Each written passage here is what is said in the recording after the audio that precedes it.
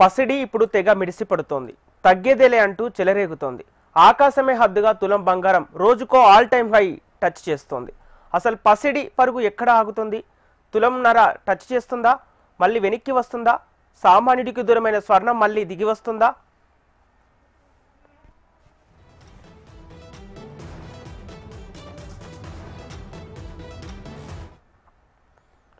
బంగారం ధరలు బగ్గుమంటున్నాయి. రోజు రోజుకు సరికొత్త శిఖరాలకు చేరుతూ సామాన్యుడికి చుక్కలు చూపుతోంది.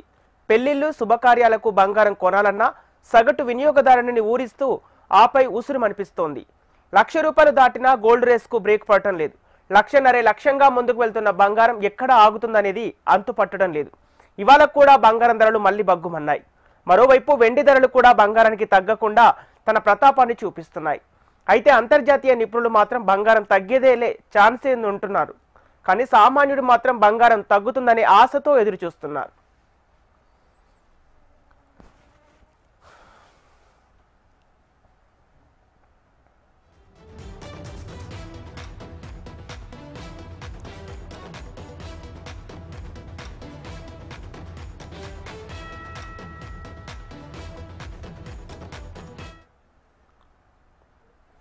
పసిడి ఇప్పుడు తెగ మిడిసిపడుతోంది. తగ్గేదేలే అంటూ చెలరేగుతోంది. ఆకాశమే హద్దుగా తులం బంగారం రోజుకో ఆల్ టైమ్ హై టచ్ చేస్తుంది. అసలు పసిడి పరుగు ఎక్కడ ఆగుతుంది? తులంన్నర టచ్ చేస్తుందా? మళ్ళీ వెనక్కి వస్తుందా? సామాన్యుడికి దూరమైన స్వర్ణం మళ్ళీ దిగి వస్తుందా? ఇక ఇదే అంశానికి సంబంధించి మనతో మాట్లాడడానికి మార్కెట్ నిపుణులు అనిల్ కుమార్ బచ్చు గారు ఉన్నారు. నమస్కారం సార్. నమస్తే అండి. ఒకేసారి అంటే ఇప్పటికే తులం బంగారం లక్షకు పైగానే ఉంది. మళ్ళీ ఇప్పుడు కూడా మళ్ళీ ధరలు పెరగడం వెనుక కారణాలు ఏంటండి? ఒకటండి, ఇప్పుడు ఇటు ఇంటర్నేషనల్ గా కూడా అంతర్జాతీయ మార్కెట్లలో డిమాండ్ ఎక్కువగా ఉంది. ఆర్బీఐ అన్ని ఇక్కడ మన దగ్గర ఆర్బీఐ లాగానే అన్ని దేశాల యొక్క సెంట్రల్ బ్యాంక్స్ ఏవైతే ఉన్నాయో డాలర్ ని తప్పించి గోల్డ్ ని ఒక సేఫ్ హెడ్జ్ గా వాటి నిల్వల్లో పెంచుకుంటూ పోతా ఉన్నాయి. ఇంతకు ముందు ఒక 5 సంవత్సరాల క్రితము 11% మాత్రమే బంగారం హెడ్జ్ గా ఉంచేవాళ్ళు, నిల్వల్లో ఉంచేవాళ్ళు. బట్ అది ఇప్పుడు 24% వరకు పెరిగింది. సో ఇంత అటు అంటే కన్స్యూమర్స్, మన వినియోగదారులు కొనడమే కాకుండా బంగారాన్ని సెంట్రల్ బ్యాంకులు, రిజర్వ్ బ్యాంకులు కూడా కొనడం వల్ల అటు దాని నుంచి కూడా పెరిగిపోయింది. దాంతోపాటు అనిశ్చితి పెరగడం ఒకటి, ఇంట్రెస్ట్ రేట్స్ తగ్గుతున్నాయి. ఇలాంటప్పుడు కూడా సేఫ్ ఎడ్జ్ గా బంగారం ఇన్వెస్టర్లు మల్లుతున్నారు. అక్కడ స్పెక్యులేషన్ కూడా పెరిగింది కాబట్టి డిమాండ్ ఎక్కువగా ఉంది, ప్రైస్ పెరిగింది. దానికి తోడు ఏమైందంటే ఇప్పుడు మనకి పండుగలు, పెళ్లిళ్ళ సీజన్ ఇప్పుడు October, November month or September month కూడా, దాని వల్ల కూడా అడిషనల్ గా డిమాండ్ పెరగడం వల్ల మనకి ప్రైసెస్ ఎక్కువగా ఉన్నాయండి. ఓకే అనిల్ కుమార్ గారు, అంటే ప్రధానంగా దీపావళికి చాలా మంది మహిళలు బంగారం కొంటూ ఉంటారు. అయితే ఈసారి దీపావళికి వారి ఆశలు అయినట్లే అనుకోవాలా? అవునండి. ఇప్పుడు ధన్తేరస్ ఎప్పుడైతే దీపావళికి కానీ మళ్ళీ ధనత్రయోదశి ఏదైతే అంటామో ఆ రోజు అందరికీ ఏంటంటే కొంచెం అట్లీస్ట్ కొంచెం బంగారం కూడా కొనడం, వెండి కొనడం అనేది ఒక రెగ్యులర్ అలవాటు అండ్ మంచిది కూడా. మనం అనుకుంటామంటే శుభప్రదం అనుకుంటాము. బట్ ఈ సంవత్సరం మాత్రం అటు వెండి ఇటు బంగారం రెండు కూడా ఆకాశాన్ని దాటిపోయాయి యాక్చువల్లీ. అండ్ ఇంకొకటి, ఫిజికల్ సప్లై కూడా తక్కువగా ఉంది. మామూలుగా ఏంటంటే ఈ ఒక 70 to 80% ఎప్పుడు ఫిజికల్ సప్లై ఉంటుంది. బట్ ఇప్పుడు 60 కన్నా తక్కువ పడిపోయింది. సో అడ్వాన్స్ డబ్బులు కట్టి, మరి ఈవెన్ జ్యువెలర్స్ కానివ్వండి, మ్యానుఫ్యాక్చరర్స్ కూడా డబ్బులు కట్టి మరి వెండి బంగారం కోసం వెయిట్ చేయాల్సిన పరిస్థితి వస్తుంది. కాబట్టి ప్రైస్లు అలా ఉన్నాయి. ఎవరైతే ఇంకా ఈ పండక్కి అనుకునే వాళ్ళకి మాత్రం ఈసారి కొంచెం నిరాశే. ఇంతకుముందు అన్నంత కాకుండా ఏదో కొంచెం ఒక 1 గ్రాము 1/2 గ్రాము కొనుక్కొని సంతృప్తి పడాల్సిన పరిస్థితులే. ఇంతకు ముందు ఏదైనా నగలు కొనాలనుకున్నా 22 క్యారెట్ల నగలు, ఆభరణాలు కొంటా ఉంటారు. అలాంటిది బదులు 18లో ఇప్పుడు కొత్తగా 16, 14 క్యారెట్లు కూడా వచ్చాయి. అలాంటివి తీసుకొని లైట్ వెయిట్ డిజైన్స్ అలాంటివి తీసుకొని సరిపెట్టుకోవాల్సిందే తప్ప ఇప్పుడున్న పరిస్థితుల్లో 1,23,000, 24,000 వరకు కూడా టచ్ అవుతోంది. అలాంటి టైంలో మనం అంటే బంగారం అయితే అఫోర్డబుల్ గా లేదు. సో కొంచెం వాల్యూమ్ చేసుకొని తక్కువ కొనాల్సిందే తప్ప ఇంకా ఆప్షన్ అయితే లేదండి ఈ పండక్కి.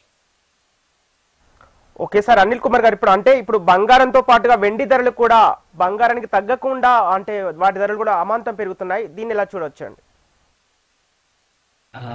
ఒకసారి రిపీట్ చేయరండి క్వశ్చన్. అంటే బంగారం ధరలు అయితే ఏవైతే ఉన్నాయో వాటితో పాటుగా అంటే వెండి ధరలు కూడా అమాంతం పెరుగుతున్నాయి, వీటిని ఎలా చూడొచ్చు? అసలు ఎందుకు అంటే వెండి ధరలు కూడా ఎందుకు వెండి పెరుగు? మీరు వెండి చూసుకుంటే ఈ సంవత్సరం నియర్లీ 67 నుంచి 70% పెరిగింది క్యాలెండర్ ఇయర్ లో, జనవరి నుంచి.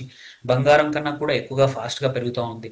రీజన్ సేమ్ ఒకటి, ఇటు ఇన్వెస్ట్మెంట్స్, దీంతో పాటు ఏంటంటే వెండికి ఇండస్ట్రియల్ మెటల్ అది. సో చాలా ఇండస్ట్రీస్ లో, అటు బ్యాటరీస్ లో కానివ్వండి, ఈవీస్ లో కానివ్వండి, సెమీ కండక్టర్ లో కానివ్వండి, మొబైల్ ఫోన్స్ లో కూడా వెండి అనేది మ్యానుఫ్యాక్చరింగ్ ప్రాసెస్ లో వాడుతూ ఉంటారు. సో వెండి అనేది కన్జంప్షన్ కూడా అవుతుంది.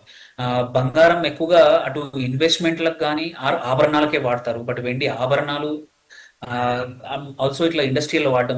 అండ్ కొత్తగా ఏంటంటే ఇట్లా వెండి ప్రైస్ ఇంతగా పెరగడం వల్ల అక్కడ కూడా ఇన్వెస్టర్స్, స్పెక్యులేటర్స్ చాలా వచ్చేసారు. దానివల్ల ఏమవుతుందంటే వెండికి ఇంతకు ముందు ఉన్న యూజెస్ కన్నా అడిషనల్ గా యూజ్ కేసులు వచ్చాయి. తో డిమాండ్ పెరిగింది. ఆ డిమాండ్ పెరగడం అనేది ఆ, తగ్గట్టు అటు మ్యానుఫ్యాక్చరింగ్ లేదు, అటు ప్రాసెసింగ్ లేదు. ఆ ప్రాసెసింగ్, మ్యానుఫ్యాక్చరింగ్ కొత్తది యాడ్ అవ్వాలంటే 3 నుంచి 5 సంవత్సరాలు పట్టచ్చు. ఆ లోపల ఇప్పుడున్న సడన్ గా డిమాండ్ స్పైక్ కి తగ్గట్టు అక్కడ సప్లై లేకపోవడం వల్ల వెండి మరీ ఎక్కువ ప్రైస్ డిఫరెన్స్ ఉంది. అటు ఎంసీఎక్స్ లో ట్రేడ్ అవుతుంది దానికన్నా కూడా 20-30% బయట ఫిజికల్ గా వెండి కొనాలంటే పెరిగే ఉన్న పరిస్థితి ఉంది ఇప్పుడు. కొన్ని చోట్ల నిన్న 2 లక్షలు కూడా ఫిజికల్ గా డెలివరీ కోసం ఆ, కట్టి కొనే అవసరం వచ్చింది కొన్ని ఢిల్లీలో, కొన్ని మార్కెట్లో. సో ఇంత అన్యూజువల్ డిఫరెన్స్ ఏంటంటే స్పాట్ ప్రైస్ కి, అంటే ఎంసీఎక్స్ లో ట్రేడ్ అయ్యే ప్రైస్ కి, అటు మార్కెట్ లో దొరికే ప్రైస్ కి మామూలుగా ఒక 3-5% వరకు మాత్రమే డిఫరెన్స్ ఉంటుంది. బట్ డిమాండ్ పండుగ, మళ్ళీ ఇప్పుడు దీపావళి పండుగ కానివ్వండి, ధనత్రయోదశి వస్తుంది కాబట్టి అటు సేమ్ టైం వెండి ఏంటంటే ఆ, బంగారం కన్నా తక్కువ రేట్ ప్రైస్. అందుకోసమే చాలా మంది వెండిని కూడా కొనేసి ఇన్వెస్ట్మెంట్ గా ఉంచుకుందామని సడన్ గా ఇన్వెస్టర్స్ లో ఇంట్రెస్ట్ చాలా పెరిగిపోయింది. సో అది కూడా ఏంటి, ఫిజికల్ గా 1 కిలో 2 కిలోలు కొనేసి పక్కన పెట్టుకుంటున్నారు చాలా మంది. దానివల్ల అవైలబిలిటీ తగ్గిపోయి డిమాండ్ పెరిగి ప్రైసెస్ అనేది అసలు ఒక పట్టాన అందట్లేదు, చాలా పెరిగిపోతా ఉన్నాయండి. ఒకేసారి అంటే ఇప్పుడు బంగారం అనేది భవిష్యత్తులో కూడా అంటే సామాన్యుడికి అందని ద్రాక్షగానే మిగులుతుంది అనుకోవాలా? ఆ, ఇప్పుడున్న పరిస్థితుల్లో మాత్రం ఇమ్మీడియట్ గా మాత్రం ఎటువంటి ఆ, అవకాశం లేదు తగ్గడానికి. మళ్ళీ అందుబాటులో ధరలోకి ఇంతకు ముందు ఉన్న లాస్ట్ ఇయర్ దగ్గర దగ్గర ఈ టైంలో ఉన్న 80,000, 75,000-80,000 దగ్గరికి మళ్ళీ రావడం మాత్రం ఇంపాసిబుల్ నియర్ ఫ్యూచర్ లో మాత్రం. మేబీ ఈ ఫాస్ట్ గ్రోత్ ఏదైతే ఉందో, గ్రోత్ ఇంత ఫాస్ట్ అవ్వకుండా కొంచెం స్లో డౌన్ అవ్వచ్చు.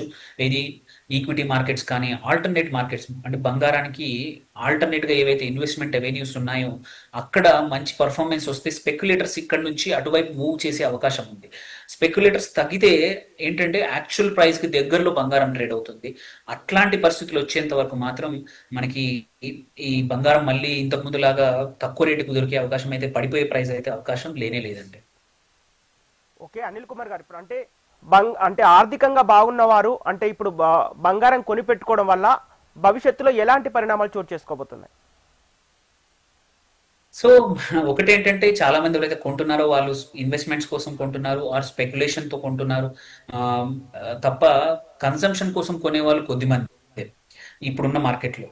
సో కన్సంప్షన్ కొనే వాళ్ళు ఎప్పటికీ సేమ్, మోరల్లెస్ సేమ్ గ్రోత్ రేట్ తో పెరుగుతా ఉంది. ఇలాంటి వాళ్ళు ఎవరైతే ఇప్పుడు కొని పెట్టుకునే వాళ్ళకి మాత్రం ఆ, ఇట్లాగే గ్రోత్ ఉంటే వాళ్ళు ఓన్లీ క్యాపిటల్ వెల్త్ కోసం క్రియేట్ చేయడానికి, ఆర్ ఈ గ్రోత్ క్యాప్చర్ చేసుకోవడానికి, ఆర్ ఈ హైప్ క్యాప్చర్ చేసుకోవడానికి ఇన్వెస్ట్ చేస్తున్న వాళ్ళే. వాళ్ళు అంటే వాళ్ళ వెల్త్ అయితే పెరుగుతుంది, బట్ అదర్వైజ్ ఈ ఎన్ని రోజులు ఉంటుందో తెలియదు ఆ స్పెక్యులేషన్. ఎందుకంటే ఈ స్పెక్యులేషన్ చాలా అసెట్స్ లో చూస్తూ ఉంటాం, ఈక్విటీస్ లో చూస్తాము, రియల్ ఎస్టేట్ లో చూసాము, అన్నిట్లలో చూసాము, ఇప్పుడు మెటల్స్ లో నడుస్తూ ఉంది. అదర్వైజ్ స్టాండర్డ్ గా గ్రోత్ రేట్ ఒకటి బంగారానికి ఒకటి ఉంటుంది. ఆ గ్రోత్ రేట్ ఇప్పుడు అన్యూజువల్ గా లాస్ట్ 1 ఇయర్ నుంచి పెరిగిపోయింది. ఫ్యూచర్ లో ఇలా ఉంటుందంటే తెలియదు, బట్ స్పెక్యులేషన్ తగ్గచ్చు కొంచెం. వేరే అసెట్స్ బాగా పర్ఫామ్ చేసి ఈ గ్రోత్ రేట్ ఆగిపోతే మళ్ళీ సప్లై సైడ్ కానీ డిమాండ్ సైడ్ కానీ, ఈ ఎస్పెషల్లీ సెంట్రల్ బ్యాంక్స్ కొనడం ఆపేస్తే, డిమాండ్ తగ్గితే మాత్రం కొంచెం స్లో డౌన్ అవ్వచ్చు ఈ గ్రోత్. ఓకే సార్, అంటే ఇప్పుడు ఇదే అంశంపై చర్చించడానికి ఆర్థిక నిపుణులు హనుమాన్లు గారు మనతో పాటు ఉన్నారు. హనుమాన్లు గారు, అంటే బంగారం ధరలు అమాంతం పెరగడానికి గల కారణాలు ఏంటండి? మొదటి కారణం ఏంటంటే ప్రపంచంలో అన్ని సెంట్రల్ బ్యాంక్స్, అంటే రిజర్వ్ బ్యాంక్ అనుకోండి, లేకపోతే ప్రతి దేశంలో ఉన్న బ్యాంక్ ఏదైతే ఉందో బంగారాన్ని కొని పెట్టడం మొదలు పెట్టాయి. ఎక్కువ రేట్లు కానీ కొంటున్నారు. ఎందుకు అంటే ఫ్యూచర్ లో మనకి ఏమైనా డిస్టర్బెన్స్ వచ్చే అవకాశం ఉంది. ఆర్థికంగా డిస్టర్బెన్స్ వచ్చే అవకాశం ఉన్నప్పుడు ఫ్యూచర్ సేఫ్టీ కొరకు అండ్ ఫ్యూచర్ ఎక్స్చేంజ్ కొరకు ప్రతి బ్యాంక్ కూడా ప్రతి దేశం ఒక సెంట్రల్ బ్యాంక్ కొనిపెడుతుంది బంగారం. ఇది ఒక మొదటి కారణం. సెకండ్ కారణం ఏంటంటే డాలర్ రూపాయి వాల్యూ పెరగడం వల్ల, డాలర్ వాల్యూ పెరిగి రూపాయి వాల్యూ తగ్గడం వల్ల కూడా మనకు ఆ డాలర్ యొక్క ఇంపాక్ట్ అనేది మనకు ఈ ధర పెరగడానికి ఒక కారణం అండి. మూడో కారణం ఏంటంటే మనకు బంగారం కూడా ఇంతకుముందు మైన్స్ లో దొరికినంత విరివిగా ఇప్పుడు దొరకడం లేదు. ఎక్కువ కాస్ట్ పెరుగుతుంది దానికి, అంటే మైనింగ్ కాస్ట్ పెరగడం, వాళ్ళు కూడా కాస్ట్ రేట్ పెంచడం, ఇవన్నీ కూడా ఒక కారణమైంది. వీటన్నిటితో పాటుగా డిమాండ్ పెరగడం. ఇప్పుడు పెరిగే మార్కెట్లో ఏమవుతుంటే ఇంకా 10 రూపాయలు కొంది 12 అవుతుంది, 12 కొన్న వాళ్ళు 15 అవుతుంది, 15 కొన్న వాళ్ళు 20 అనుకుంటారు. ఈ స్పెక్యులేషన్ మార్కెట్ ఏదైతుందో దాంట్లో మార్కెట్లు ఎక్కువ ఉండటం వల్ల ఆ డిమాండ్ పెరుగుతుంది. తగ్గేటప్పుడు అలాగే తగ్గే అవకాశం ఉంటుంది. కాబట్టి ఇది స్థిరంగా ఉంటుంది అనుకోకూడదు. తగ్గే అవకాశం ఎక్కువగా ఉంది, పెరిగే అవకాశం ఉండొచ్చు, చాలా తక్కువగా ఉంటే స్లోగా పెరుగుతుంది. ఇప్పుడు 60 నుంచి 1.20 రావడానికి ఎంత టైం పట్టిందో 1 నుంచి 2.40 పోవడానికి ఇంకా సంవత్సరాలు ఎక్కువ టైం పట్టొచ్చు. మనం ప్రతి మార్కెట్లో చూసాము పెరగడము, తగ్గడము, స్థిరంగా ఉండటము. మన ప్రతి మార్కెట్లో ఇది కూడా అలాగే ఉండే అవకాశం ఉంది. కాబట్టి మన దగ్గర ఎలాంటి కమిట్మెంట్ లేకుండా ఐడియల్ ఇన్వెస్ట్మెంట్ ఉంటే దాన్ని బంగారం పెట్టుకుంటే పర్వాలేదు, కానీ ఏదో హ్యూజ్ గా ప్రాఫిట్స్ వస్తాయని మాత్రం పెట్టుకుంటే కరెక్ట్ పద్ధతి కాదు.